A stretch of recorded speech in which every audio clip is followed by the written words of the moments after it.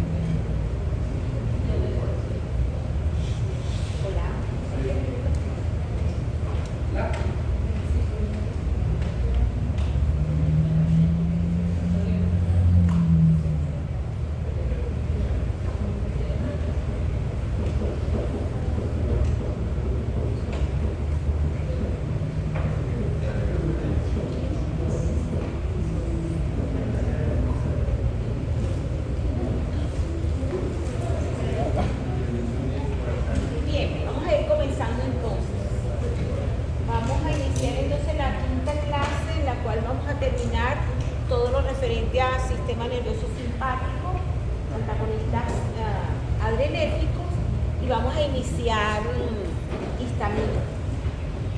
Antes quería comentarles qué nos falta, dónde estamos parados. Hoy, como les dije, vamos a ver esto, y el martes sí vamos a tener clase y vamos a finalizar histamínicos y jerarquía asmática. Pero el miércoles no va a haber actividad de fármacos porque vamos a estar imprimiendo el examen y el regalo de Navidad. Entonces nos reunimos en enero, con el favor de Dios, el martes 7, y vamos a estudiar entonces, el sistema digestivo, porque el tema de serotonina lo voy a montar en PowerPoint grabado y se los envío, ese tema completo. El 8 terminaríamos la parte de digestivo y vamos a hacer una parte interactiva con preguntas tipo, perdón.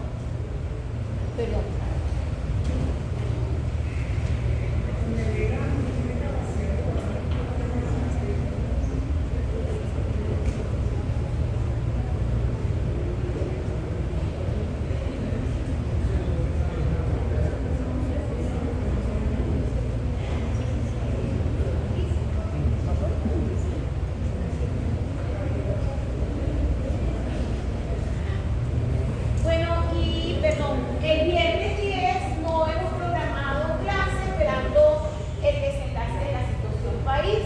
Entonces se planificó que reiniciaríamos las clases en la semana siguiente. Sería 11, 12, 13, 14. Ok.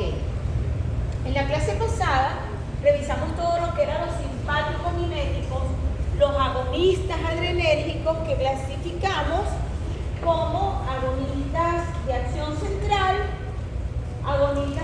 reacción mixta, agonistas selectivos y no selectivos, y en la lista están los prototipos que revisamos, y del lado izquierdo, en naranja, en rojo, tienen fármacos que son de este grupo, pero que no tienen uso clínico, sino que eventualmente se usarían para la parte experimental. Vamos hoy a abordar lo que se refiere a los fármacos antagonistas, que ya ustedes vieron en su clase de farmacodinámica, que son fármacos que son capaces de unirse al receptor, pero no producen efecto. Entonces, los antagonistas también los identificamos o los clasificamos de acuerdo al receptor al que se unen. Ven en la pantalla que tienen entonces receptores alfa 1, receptores antagonistas de receptores alfa 2 y antagonistas no selectivos, o sea que son capaces de unirse al alfa 1 y alfa 2. Entonces, allí de nuevo los prototipos, les decía siempre que en la literatura van a conseguir muchos más, pero hacemos hincapié en los que más se manejan en el país. Vean de nuevo, aquí la gráfica no me permitió, pero tenemos 3 fármacos de uso experimental. Unos agonistas no selectivos, alfa 1 y alfa 2, como es la fentolamina y la fenoxibenzamina, que en algún momento se utilizaron en clínica, pero hoy en día están en desuso. Y un fármaco que se ha usado más bien en medicina veterinaria, pero que es un excelente bloqueante alfa 2. Ellos son de uso experimental. Con relación a estos fármacos, ya para simplemente aquí les dejo el receptor al cual se une. La fentolamina es un antagonista competitivo de alfa 1 y alfa 2. También, y en farmacología se usa el término, es una droga sucia, porque es capaz de unirse a receptores histaminérgicos, es capaz de unirse a receptores muscarínicos, y entonces por eso es que tienen tanta variedad de efectos adversos, y por eso fueron descontinuados. Pero la fenoxibenzamina, que creo que no logran leer allí, es un antagonista irreversible. Es el prototipo de antagonismo irreversible, que quiere decir que se une 100 horas o más. Y no es selectivo entre alfa 1 y alfa 2, pero preferentemente se utiliza en alfa 1. Pero de nuevo, fíjense que es una droga que inhibe la recaptación de catecolaminas, de a dosis altas en dopaminérgico, es capaz de unirse a receptores dopaminérgicos, se une a receptores muscarínicos, se une a receptores de serotonina. Entonces, unas drogas que eran de muy difícil control. Pero las curvas dosis-respuestas, para si usted quiere demostrar un antagonismo irreversible, quedan descritos con esta fenoxibenzamina. Hoy de nuevo en desuso. Y la yohimbina ya les comenté. También variedad de STIR, variedad de unión a receptores y uso veterinario. Si pasamos a las de uso clínico, tenemos entonces la familia de los SIN. A veces esas nemotecnias les sirven. Prazosine es el prototipo, por ser el primero que surgió, pero luego se van haciendo modificaciones, por eso se llaman generaciones, porque se supone que nosotros somos mejores que nuestros padres. Entonces la generación del tansulosine, del azocin son de segunda generación, porque fíjense que prazosine, a pesar de que se una alfa 1, él no es capaz de diferenciar los subtipos. Entonces se une alfa 1A, alfa 1B y alfa 1D. Pero tansulosine sí diferencia entre 1A y 1D, son sus receptores a los que el cual se usa. Por lo tanto, como esos receptores están en alta proporción en el tejido prostático, son en la droga de elección porque son súper selectivos. a esos receptores. Y si bien terazocin no diferencia como el prazocin los diferentes receptores, es el que más se ha utilizado como antihipertensivo, también por supuesto sirve para la hiperplasia prostática, pero se ha tendido más a usar terazocin porque fíjense cómo lo ven farmacocinéticamente. ¿Qué diferencia y qué ventaja tiene con relación a prazocin?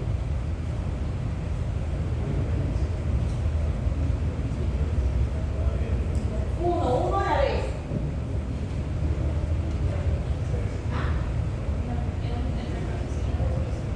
Y terazocin. ¿Por qué se utiliza más terazocin? El metabolismo, dice Sofía, pero los tres son hepáticos. ¿Qué lo diferencia por lo cual preferimos usar terazocin que prazocin? La biodisponibilidad, dice. ¿Tu nombre? Rafael. Terazocin, perdón, tiene una biodisponibilidad mayor. ¿Y qué más? Tiempo de vida media. ¿Cuántas veces se daría terazocin? Una vez al día. Y eso beneficia, porque nosotros queremos que el paciente cumpla el tratamiento. Esas son las características y la evolución. Entonces fíjense que a nivel renal, la excreción es básicamente renal. En el caso de terazocin 40% biliar, y entonces tendría que decidir el tipo de paciente. Pero en realidad son muy similares. Entonces, ¿qué se hace? Por ejemplo, si se utiliza tansulocin o terazocin. De hecho, en una época que no se conseguían, se utilizó prazocin, solo que había que darlo más veces. Hiperplasia prostática. Y si ese caballero tiene además hipertensión, bingo. Estoy tratando dos patologías con un solo fármaco. ¿Lo ven? Ok. Vamos a ver algunas características del prazocin, tomándolo como prototipo. El PASA, barrera hematoencefálica, es, como les decía, también se ha descrito que es antagonista de receptores de melatonina, que en una clase siguiente se los voy a presentar. Por lo tanto, produce, al bloquear alfa 1, que dijimos que está principalmente en vasos sanguíneos, reduce la resistencia periférica y produce vasodilatación arterial y venosa, con lo cual disminuye el retorno venoso sin aumento de la frecuencia cardíaca y disminuye el tono simpático central y también actúa a nivel de vasoreceptor. ¿Cuál es el inconveniente de este fármaco? Que su efecto adverso casi que único de esta familia, que produce hipotensión ortostática. ¿Qué recomendaciones hay que decir? Y ahí tienen la secuencia. Prazocin lo produce más, terazocin y tansulocin produce menos. Pero ¿qué hay que decir de este paciente?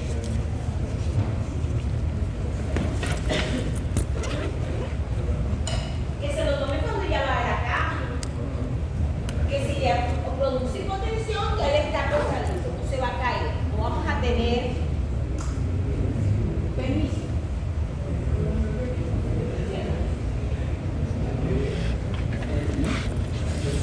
Ok. Tenemos entonces ese efecto adverso directo. Nosotros, ustedes ya están viendo toda la lista de fármacos que tienen. Hay gente que le gusta hacer tablas. Fármacos, grupos farmacológicos. Ustedes saben cómo se jugaba esto. ¿Se acuerdan? Hay gente que estudia fármacos así. O va haciendo sus cuadros. Grupo farmacológico, aspectos farmacocinéticos de interés, farmacodinámica, usos principales, efectos adversos principales, contraindicaciones e interacciones. Ya han visto que hay unos en donde dejamos vacíos porque no hay nada relevante. Pero usted tiene que aprenderse eso en ambos sentidos, de izquierda a derecha y de derecha a izquierda. De manera que cuando yo les pregunte, fármaco que produce hipotensión ortostática, quinta alfa 1. Quería hacer duda, pero es este.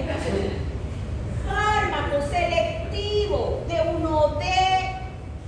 Ah, que ya le quité, no tienen la chuleta. Fármaco selectivo del 1A y el 1D. Esas son las cosas que tienen que cuando ustedes comiencen a ejercer lo van a saber de uno. Bien, entonces, pero el Prazosin, que es una droga muy viejita, sigue siendo estudiada y fíjense, entonces, además de antihipertensivo, en este tipo de pacientes se produce tolerancia. Ya en realidad Prazosin no es una droga de primera elección como antihipertensivo, porque Miguel cuando venga a darles las clases les va a hablar de las últimas novedades. Pero yo siempre pienso, y si está en un rural y lo que hay es Prazosin, no me sirve. No, hay que ver, porque usted sabe el mecanismo de acción. ¿Que tiene que estar atento a los efectos adversos? Sí, pero también se ha asociado a trastornos de la misión asociadas a hiperplasias prostáticas benignas y se prefiere Tamsulosin si lo hay en el mercado. Enfeochromocytoma, ¿saben qué es eso? Entonces también fue un fármaco de elección para la prevención de enfermedades de Raynaud en insuficiencia cardíaca congestiva, lo dice la literatura, pero un uso más reciente es que se ha visto que en pacientes que tienen estrés postraumático, hay una separata al respecto, que entonces por esas situaciones que sufre, tiene dificultades para dormir, se ha encontrado que el Prazosin ha ayudado a estos pacientes, de manera que tenemos un nuevo uso fuera del área cardiovascular. Pasemos, estos son nuestros representantes alfa. Pasemos ahora a los representantes beta. Y los antagonistas beta pueden ser clasificados al menos de 3 formas. Por la selectividad que tienen los receptores, por si tienen o no actividad intrínseca simpático-mimética, ya les voy a decir qué es eso, y de acuerdo a la liposolubilidad. El que tiene un asterisco, que es carvedilol, estoy señalando aquí que además está considerado como un agonista inverso, concepto que ya ustedes manejan. Y se los recuerdo de todas maneras, inactiva al estado activo del receptor. Vamos a ver si pueden leer aquí. Entonces, de acuerdo a la selectividad, tenemos fármacos que no son selectivos y son de primera generación. Prototipo propranolol. Propranolol. Me dijo estos días una estudiante ya de quinto: profe, fuimos a una clase y la profesora puso propanol. ¿Propanol es lo mismo? Entonces, un ejercicio facial. Propranolol. Ojo que lo reviso. Selectivo, beta 1 de segunda generación. Tenemos allí el atenolol, viejito. Pero se incorporó ahora bisoprolol.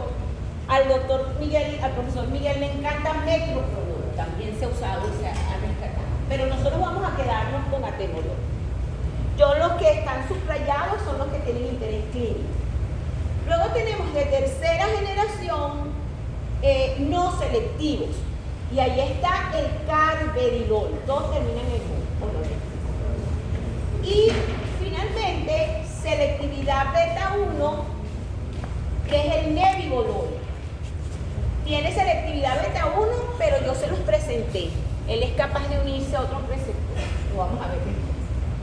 Bien, entonces con relación a la selectividad, fíjense estos datos. Atenolol es 5 veces más bloqueante beta 1 que beta 2. Por eso se dice que es selectivo. ¿Qué quiere decir eso? Que en ciertas dosis él pudiera antagonizar beta 2, pero no es su prioridad. Bisoprolol es 15 veces más que propranolol, más potente. Carvedilol y bisoprolol tienen además actividades antioxidantes, y estos son el boom. Ya van a ver por qué. Metoprolol y carvedilol disminuyen la quimiotaxis de neutrófilos Entonces asociaba ahí una cosa interesante desde el punto de vista de quinielares. Y los que tienen esta característica, que cada vez son menos, ISA, como le decían a mi mamá, por las siglas en inglés de actividad simpático-mimética intrínseca, son fármacos que en pocas palabras son agonistas parciales. ¿Qué es un agonista parcial?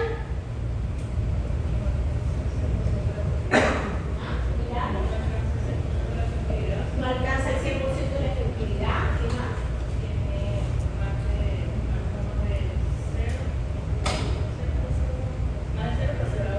¿Qué cosa? Y otra cosa es que en presencia de otro agonista, ¿cómo se comporta?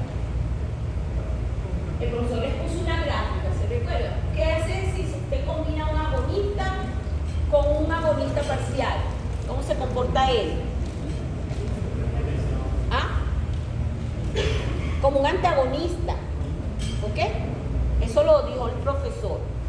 Entonces, los agonistas parciales cada vez son menos. En realidad, tenemos algunos que otros. Entonces, y esto es con relación a los que tienen ISA. Perdón que no se ve. Propranolol no tiene ISA. O sea, es un antagonista puro. Pindolol, no lo vamos a ver, pero se los menciono, es y más interesante el último, Nebivolol, es un antagonista con ISA. Quiere decir que él se comporta como un antagonista, como un agonista parcial. De los selectivos, los que no tienen ISA son atenolol y bisoprolol. Y de los que tienen actividad alfa bloqueantes, carvedilol. ¿Ok? Él no tiene acción antagonista, sino que es un bloqueante alfa de receptores alfa. La clasificación con relación a la liposolubilidad. Entonces puede ser una liposolubilidad alta, moderada, baja o muy baja. Vemos cómo entonces carvedilol y propranolol tienen una liposolubilidad alta. ¿Qué me pueden decir de un fármaco liposoluble?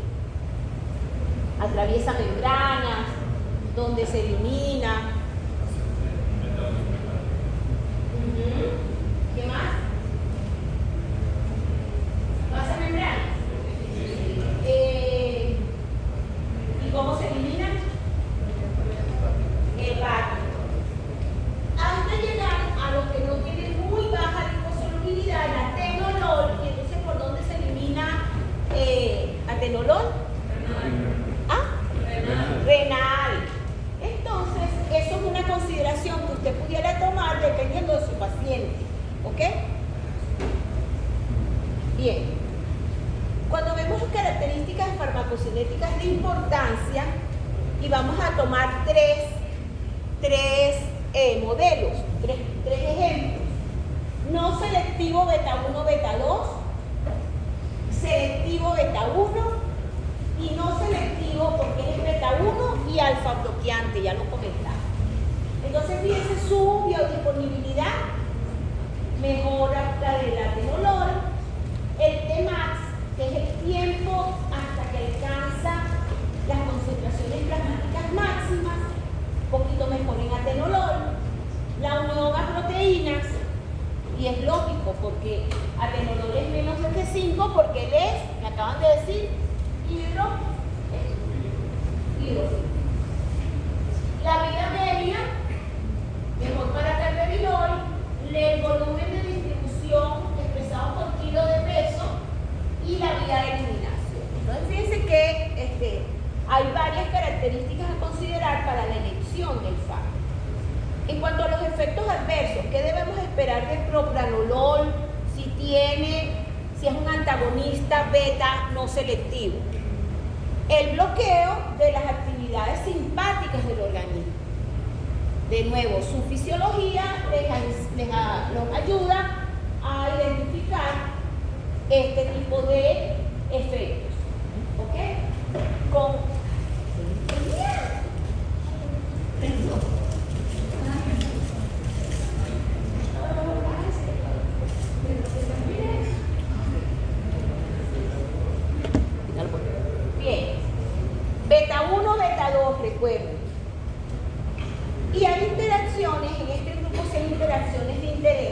ejemplo, hay incluso, existía en el mercado que ya venía combinado un diurético con un beta bloqueante.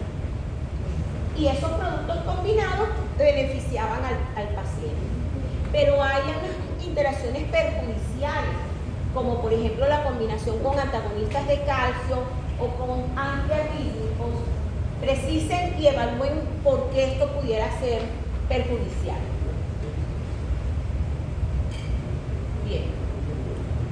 Y hay contraindicaciones, porque estamos alterando el sistema nervioso simpático endógeno.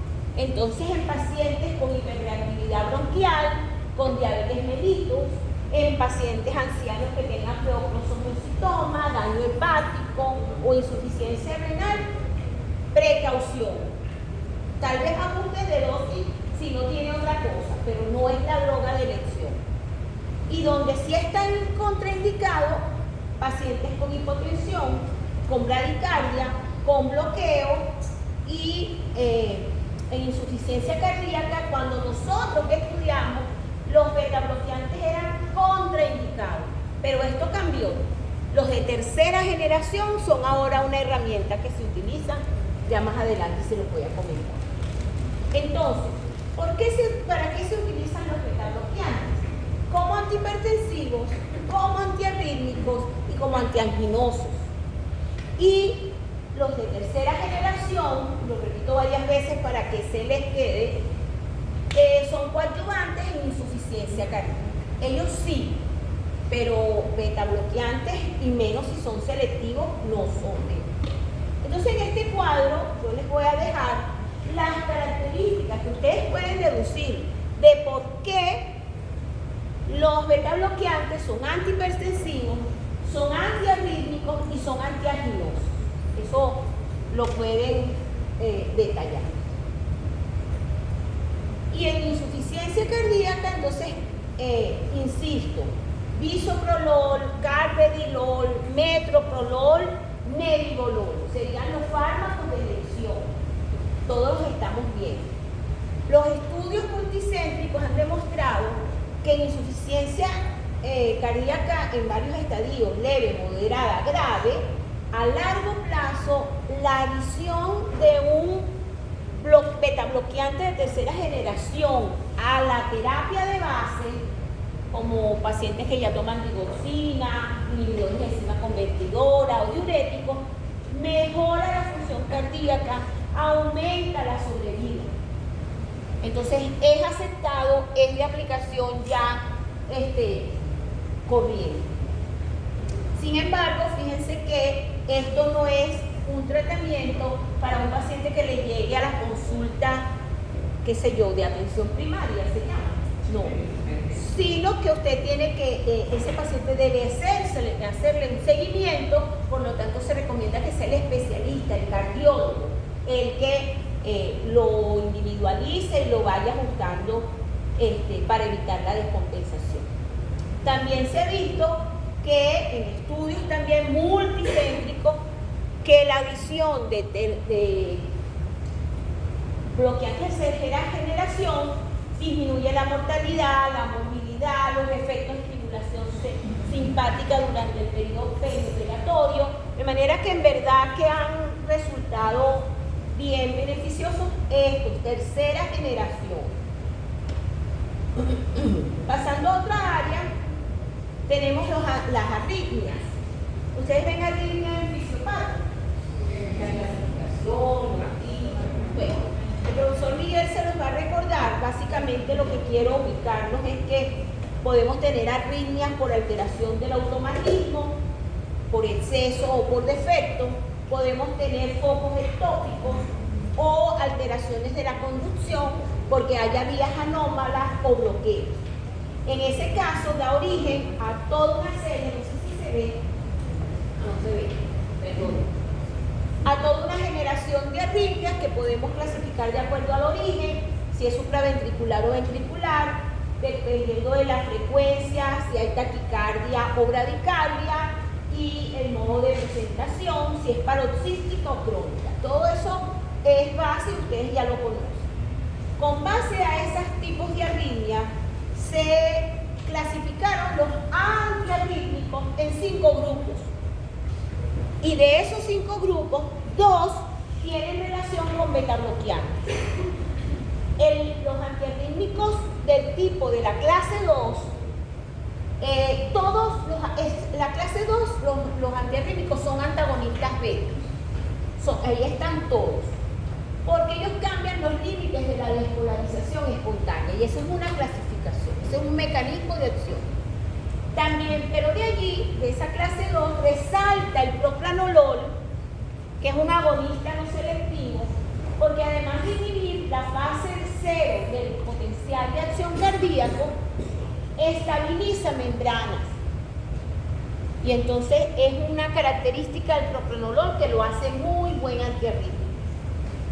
Y finalmente, en el grupo 3, está otro beta bloqueante que se sale del grupo 2 porque él además aumenta la duración del potencial de acción, como hace la miodarona. Entonces lo combinaron con él, está en esa clasificación. Ok. Veamos otros usos. Timolol, solo uso oftalmológico. Y verdad que se ha venido utilizando cada vez más. Él reduce la presión intraocular porque disminuye la producción del humor acuoso y aumenta su drenaje. El esmolol, por mencionar, es uno que se utiliza como antiarrítmico, pero fíjense que es un fármaco de cuidado coronario, porque se administra por vía intravenosa, inicia a los 2 minutos la acción y ya en 8 minutos, si lo deja de administrar, en 18-30 minutos ya se recuperó ese bloqueo que produce. En algunas circunstancias es útil estas características que tiene. También tenemos, en cuanto a los efectos adversos, de nuevo serían los causantes del bloqueo del simpático, pero llamo la atención en los no selectivos tipo propranolol, nuestro prototipo, porque él puede producir a nivel pulmonar broncoconstricción y de aquí la contraindicación en pacientes con broncoespasmo. Y también altera el metabolismo por esa acción sobre beta 2 y atenúa la activación del metabolismo de glucosa. Y cuando comenzaron a salir los nuevos antihipertensivos, esto fue una razón por la cual se le atacaba mucho. Los nuevos antihipertensivos no afectan el metabolismo, como lo hace el propranolol, y así era una forma para verlo. Los beta bloqueantes tienen otros usos no cardiovasculares. Fíjense que hay un temblor que cursa, tiene que ver por la acción de receptores beta en músculo esquelético, es conocido como temblor esencial o temblor idiopático, y entonces es tratado con propranolol. Aunque una amiga de nosotros evaluó, hizo un estudio sobre ella misma y veía que con propranolol se le quitaba el temblor, pero si se tomaba un vodka también. ¿Cuál creen que decidió?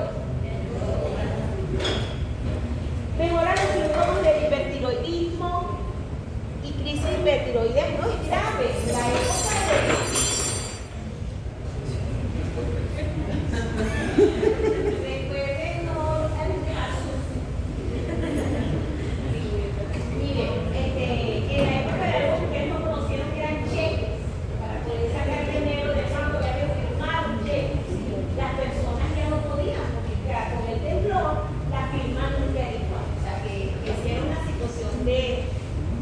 de consideración. Mejoran entonces los síntomas del hipertiroidismo y la crisis hipertiroidea, control de los síntomas de ansiedad, y conozco más de un expositor que antes de entrar a la charla del congreso se tomaba su media pastillita de Inderal. Pero se medicaba con propranolol, él era el dueño de eso, hasta que se bajaba la frecuencia cardíaca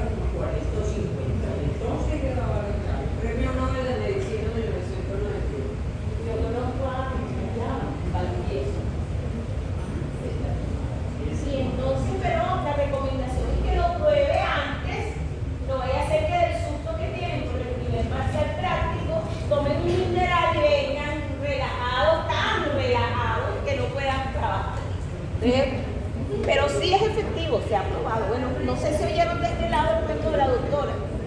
Un premio Nobel que tuvo participación en la generación del propranolol lo hacía. Ok. Hay personas que con migraña que responden a propranolol y a metoprolol, pero no en crisis. Recuérdense que les decía que la migraña es muy individualizada el tratamiento. Mejora las varices esofágicas y el tratamiento de síndrome de abstinencia alcohólica también se ha utilizado. Pasemos a otro fármaco, el nebivolol. Se los presenté en la clase pasada como agonista de qué receptor.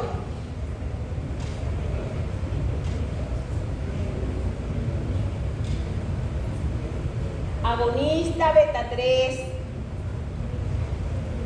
Pero él también tiene una acción de agonista parcial, por eso se dice que tiene ISA beta 1. Y el nebivolol como tal es una molécula bastante reciente, es lipofílica, tiene muy buena absorción, sufre metabolismo hepático, no afecta el metabolismo, no actúa sobre B2 de manera que no afecta el metabolismo de glucosa ni de los lípidos. Y algunos reportes indican que debe evitarse administrar combinaciones con estos fármacos, esta lista que les coloco aquí: diuréticos tiacídicos, teofilina, digoxina, verapamil y clonidina. Fármacos que de esos conocen la clonidina que se las presenté en la clase pasada, por lo menos este. El nebivolol, fíjense que es 3,5 veces más beta 1 que el bisoprolol. Depende de la dosis y también del perfil genético del paciente. Se sabe que a dosis muy bajas, como 5 miligramos, es muy cardioselectivo, pero a dosis mayores afecta ya receptores beta 1. Voy a revisar, aquí es un error, debería ser beta 1 y beta 3. ¿Y para qué se utiliza actualmente? Insuficiencia cardíaca, hipertensión e infarto al miocardio. Les voy a desbandar esta lámina, que no me dio tiempo de llevarla al español, pero la veo muy esquemática. Tradúzcanla y estudienla y así van a ver los efectos de nebivolol tanto en beta 1 como beta 3. ¿Ok? Bien. Con esto entonces terminamos lo que se refiere al sistema nervioso autónomo. Sigan contando todos los fármacos que hemos visto. Y me da chance para iniciar con histamina. ¿Ok? La histamina, hoy en día sabemos que existen 4 receptores asociados a histamina. Y ella como tal es una amina imidazólica biógena, o sea, la produce nuestro organismo. Por lo tanto, en los libros antiguos, pero hay libros donde todavía aparece, se conoce como autacoide, porque el autacoide es un fármaco secretado localmente y afecta la actividad de las células alrededor, ya sea aumentando o disminuyendo la actividad. La histamina se consigue, ahí está ampliamente distribuida, ya les voy a recordar, pero además se ha encontrado histamina en la escala biológica. No se sabe muy bien por qué. Fue aislada por un amigo de ustedes, en 1927, y ahí ven la localización, ampliamente distribuida en neuronas histaminéticas del núcleo tuberomamilar, en el cerebro, a nivel del hipotálamo posterior, que se encarga entonces de la síntesis y liberación de histamina como neurotransmisor cerebral, y también participa en el ritmo circadiano, en mastocitos, en piel y mucosa, y en leucocitos basófilos del plasma. La histamina tiene unas acciones pleiotrópicas.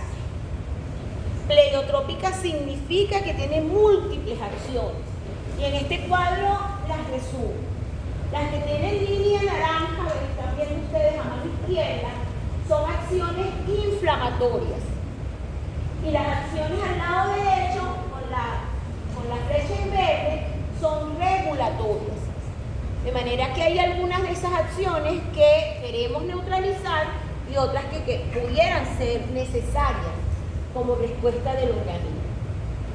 Entonces, en general, la histamina tiene una función como neurotransmisor, como neuromodulador, tanto en el sistema nervioso central como autónomo, y afecta la ingesta de líquidos, la temperatura corporal, la secreción de hormonas antidiuréticas específicamente, la presión arterial, la percepción del dolor, la vigilia y el apetito. Todas esas conductas, la histamina tiene acción. Bien, y para ir cerrando, decíamos que para yo decir que una fibra es histaminérgica, tiene que cumplir con unos pasos. Primero, tener la maquinaria para sintetizarse, para formar histamina a partir del aminoácido histidina.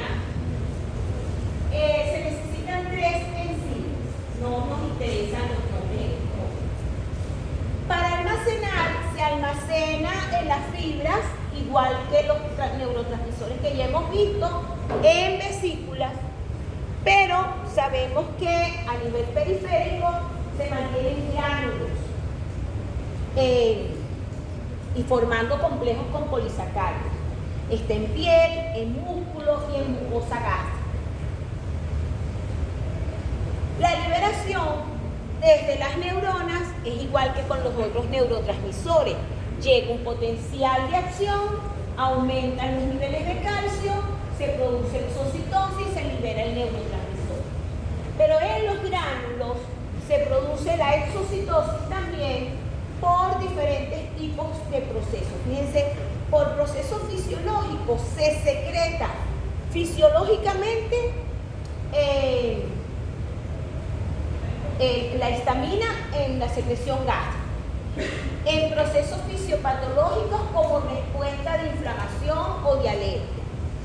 Los agentes químicos como venenos y algunos fármacos producen liberación de histamina, y también agentes físicos como las radiaciones, el frío, el calor, traumatismo. Todo esto es fisiología. ¿Ustedes tienen clase? Parece que hay clase de fisiología ahora. De 2 a 3. Ay, la clase nuestra es a las 3. Bien, ¿dónde está? No, ya vamos a terminar, pero que creíamos que la clase era a continuación. Era un maratón farmacológico. Ok, la liberación de histamina, para ir cerrando, tenemos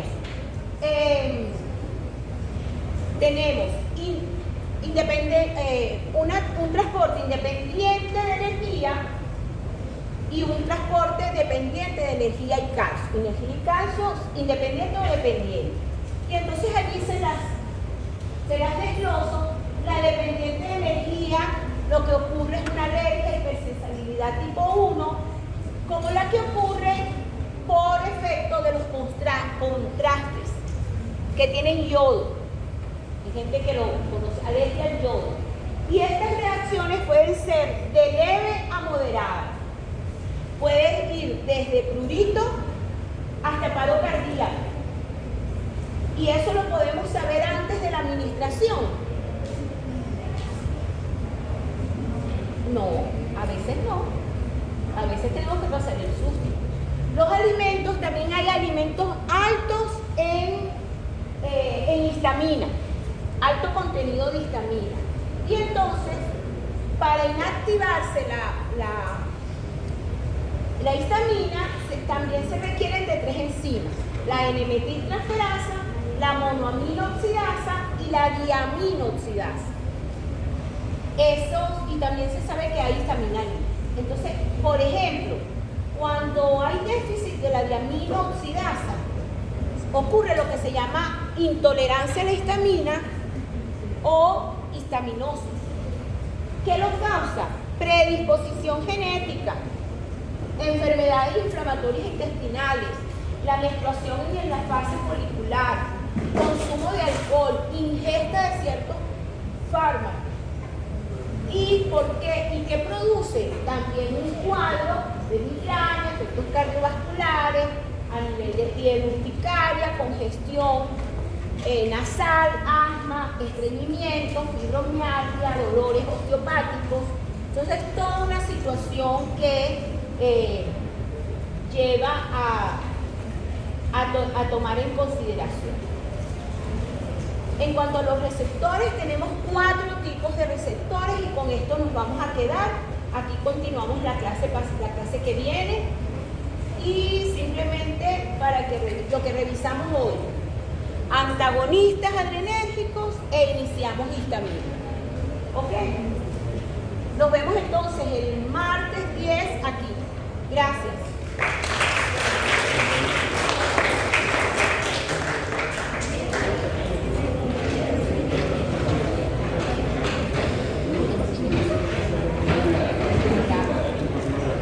Gracias.